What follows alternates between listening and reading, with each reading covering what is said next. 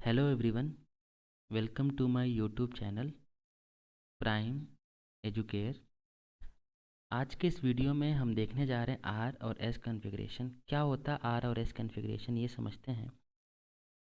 हमेशा बच्चों को डाउट रहता है आर और एस कॉन्फ़िगरेशन निकालने में। खैर ये उतना मुश्किल नहीं है जितना तुम लोग सोचते हो। ये आसान सा होता है, बहुत सिंपल होता है। बस थोड़ा सा दिमाग खोल के समझने का ट्राई करना, ठीक है। तो पहले ये समझते हैं कि आर और एस आया कहाँ से है। आर जो वर्ड है ये आया है आपका रेक्टस से, ठीक है। और एस जो है ये आया आपका सेनिस्टर से, क्योंकि पुराने ज़माने में ऐसा मानते थे कि जो लोग अपने लेफ्ट हैंड का यूज़ करते हैं दे आर राक्षस। वो क्या होते हैं? राक्षस होते हैं। खैर ये सारी चीज़ें हमारे काम की नहीं है, बट आर का मतलब और एस का मतलब समझना है, ठीक है। तो कैसे हम आर और एस का कन्फिग्रेशन किसके क्रॉस में निकालते हैं? तो एक बात समझो कि आर एंड एस कन्फिग्रेशन हम हमेशा कायरल सेंटर के क्रॉस में निकालते हैं। मतलब कायरल कार्बन के क्रॉस में निकालते हैं। अगर हम, क्योंकि कायरल सेंटर की जब बात करते हैं मोस्टली हम ऑर्गेनिक कंपाउंड से डील करते हैं, तो उसमें क्या होता है? कार्बन ही होता है। तो आर और एस कन्फिग्रेशन हम chiral centre specially chiral carbon के क्रॉस में निकालते हैं। What is chiral carbon? ये तो सबको पता है कि वो कार्बन जो 4 डिफरेंट एटम या ग्रुप से अटैच्ड होता है वो क्या होता है? कायरल कार्बन होता है, ठीक है। कैसे निकालते हैं ये देखते हैं। देखो, मान लो ये आपका कायरल कार्बन है, दिस वन इज़ CH3। मान लो यहाँ पे है आपका डैश में हाइड्रोजन, ठीक है। और इधर है आपका वेज में C2H5, और इस प्लेन में है आपका मान लो ड्यूटेरियम, ठीक है। तो पहली चीज़ ये समझो that this carbon is chiral, ये कार्बन कायरल है, ठीक है। अब कैसे निकालते हैं आर और एस कन्फिग्रेशन? तो ये कायरल है, तो क्या हम आर और एस कन्फिग्रेशन निकाल सकते हैं? हाँ, निकाल सकते हैं। तो इसके लिए आपको क्या करना है कि इनकी नंबरिंग करनी है। मतलब ये कायरल कार्बन है, इसके क्रॉस में जो ग्रुप हैं इनको देखने से, मान लो इसके क्रॉस में आपके ग्रुप कौन कौन से हैं। ये आपका CH3 है, ये ड्यूटीरियम है, ये आपका C2H5 है, और ये क्या आपका हाइड्रोजन है। तो इसके क्रॉस में हमें ग्रुप्स को देखना है, ठीक है। तो ग्रुप क्या आपका? ये CH3, देन आपका ये C2H5 मतलब CH2 CH3, देन आपका ये हाइड्रोजन, और ये ड्यूटीरियम। तो इनका CIP ऑर्डर या CIP रूल में इनका नंबरिंग कैसे करते हैं? CIP के हिसाब से पता है ना, कान इनगोल्ड ट्रिलॉग में अगर ये चारों ग्रुप हैं आपका, this one is methyl, this one is ethyl, this one is hydrogen, and this one is deuterium.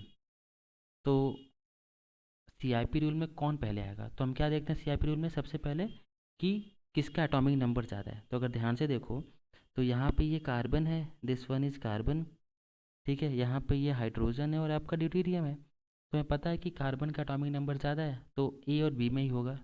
इनका तो बाद में प्रायोरिटी आएगा। अब देखो ये कार्बन का एटॉमिक नंबर ज़्यादा है, यहाँ से हम क्या देख रहे हैं, इधर से 3 हाइड्रोजन अटैच्ड हैं, देखो ये तीनों।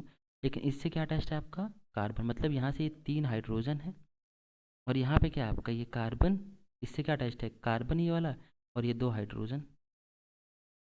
अब देखो अगर ये अगला एटम सेम होगा तो हम क्या करते हैं? अगले एटम को देखते हैं जिसका एटॉमिक नंबर ज़्यादा है। तो हमें क्या दिख गया? कार्बन। तो ये बात तुम्हें समझ में आ गई कि इथाइल की प्रायोरिटी ज़्यादा है CIP रूल में इन चारों में। उसके बाद क्या होगा? दिस मिथाइल, देन उसके बाद हाइड्रोजन या ड्यूटेरियम? ड्यूटेरियम, क्योंकि दोनों का एटॉमिक नंबर तो सेम है। मास नंबर किसका ज़्यादा है? ड्यूटेरियम का। CIP रूल तो यही बोलता है ना, ठीक है। उसके बाद आपका ये ड्यूटेरियम, और सबसे लास्ट में आपका हाइड्रोजन, ठीक है। तो दिस वन इज़ फर्स्ट, ये हो गया आपका सेकंड, ये हो गया आपका थर्ड, और ये आपका लास्ट में हो गया। तो जो तुम फोर्थ लिखो भी ना तो ही बात सेम ही है, क्योंकि अगर आपने 4 हैं जिसमें 3 को आपने मेंशन कर दिया तो ऑब्वियसली क्या होगा? लास्ट वाला फोर्थ ही होगा। तो ये 1 हो गया, ये 2 हो गया, ये मिथाइल क्या हो गया आपका 2, और ये ड्यूटेरियम आपका 3 हो गया। तो देखो what is R and S configuration.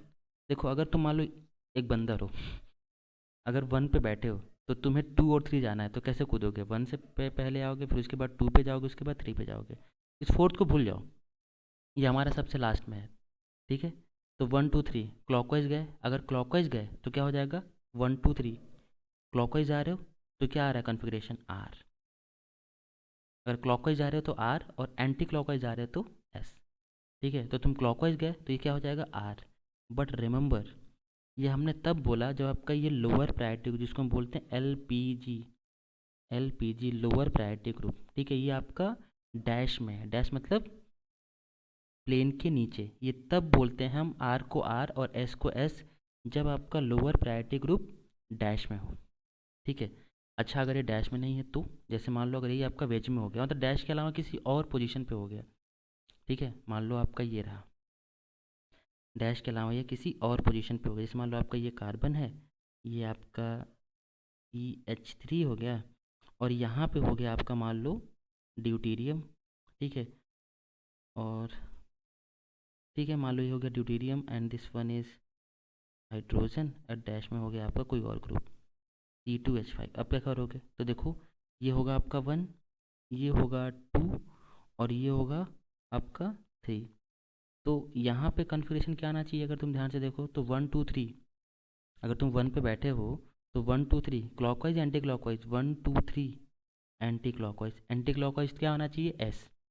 ठीक है, बट ये एस नहीं होगा, ये क्या हो जाएगा आर। क्यों आर होगा, क्योंकि याद रखना है कि अगर आपका लोअर प्रायोरिटी ग्रुप कौन हाइड्रोजन अगर वो डैश में नहीं है, डैश के अलावा किसी और पोजीशन पे है, लोअर प्रायोरिटी ग्रुप मतलब जिसका नंबरिंग 4th हो, वो अगर डैश पे नहीं है किसी और पोजीशन पे है, ठीक है, लाइक 1 पे 2 पे या 3 पे, तो आपको कन्फिग्रेशन उल्टा कर देना है, मतलब एस को आर कर देना है और आर को एस कर देना है।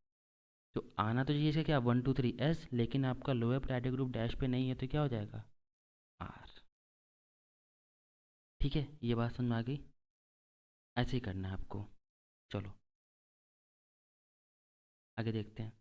ये तो हमारा क्या था वेज एंड डैश प्रोजेक्शन था। अगर हमारा फिशर प्रोजेक्शन हुआ तो लाइक दिस, सेम ऐसे ही करना है CH3 H C2H5 एंड ये आपका मान लो OH है।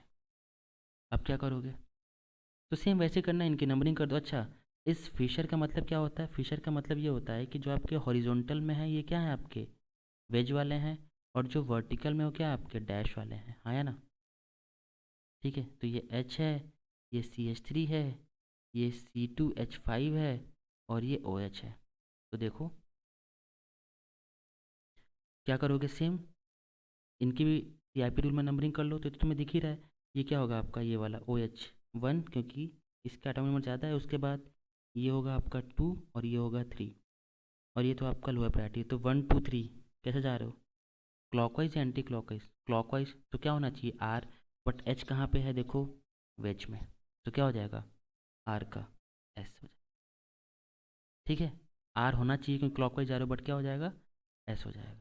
ठीक है, एक जेईई मेंस में पूछा गया क्वेश्चन है, क्वेश्चन ये है कि ये कंपाउंड है आपका, compound is this one COOH, ये OH एंड ये H, this one is Cl and this one is H। Question ये था, ये 2016 जेईई मेंस का क्वेश्चन है, 2016 जेईई मेंस का, कि आपको कार्बन 2 और कार्बन 3 के क्रॉस में RS कन्फिग्रेशन बताना है। तो देखो ऑब्वियसली यहाँ पे क्या होगा ये वाला नंबरिंग कर लो 1 2 3 4, तो 1 2 3 4 मतलब क्या हुआ ये 1 2 3 4, तो 2 के क्रॉस में 4 के क्रॉस। अच्छा 1 इसको क्यों बोला क्योंकि COH है, इसकी प्रायोरिटी सबसे ज़्यादा, ये 2 हो गया और ये 3, देखो ये कायरल है और ये कायरल है। अच्छा CIP रूल में कौन पहले आएगा ये OH आएगा 1, ये हो जाएगा 2 और ये वाला पार्ट हो जाएगा 3। तो 1 2 3 क्लॉकवाइज या एंटी क्लॉकवाइज, एंटी क्लॉकवाइज क्या आना चाहिए एस, बट एच कहाँ पे है वेज में, तो क्या हो जाएगा आर।